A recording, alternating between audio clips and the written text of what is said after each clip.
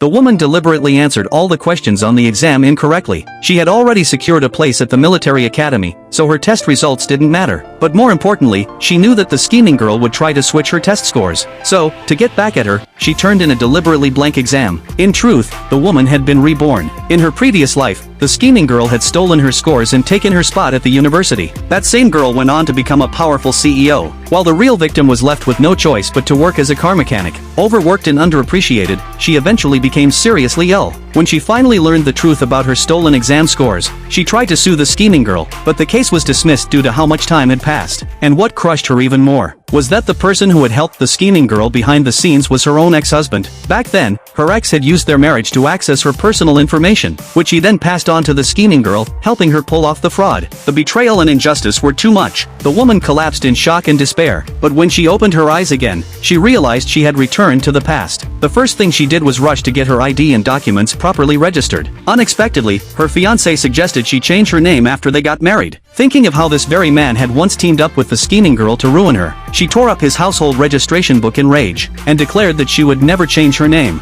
and definitely would not marry him. Her father, however, was stubborn and still insisted she marry. Thankfully, her mother helped her escape, but as she ran, she stumbled across an injured soldier on the roadside. Suddenly, she recalled a rumor from her previous life. Around the same time, the son of a high-ranking military official had died in a car accident. Suspicious of the man's identity, she fixed his vehicle on the spot and drove him all the way to the military base. Just as she was about to leave, the injured man reported her actions to the commanding officer, his father. The commander was so impressed that he handed her a recruitment notice on the spot, offering her a chance to join the military academy. It turned out her skills in mechanics and driving had caught his attention, but she surprised everyone by refusing. She boldly declared that she wanted to earn her way into the top university, so she could study cutting-edge technology and serve her country. Her passion made the commander laugh. He told her that the nation's top tech talents were all serving in the military. Delighted by this news, she immediately accepted the offer. However, the commander warned her to keep everything strictly confidential. On her way home, she happened to see the village chief hugging the scheming girl.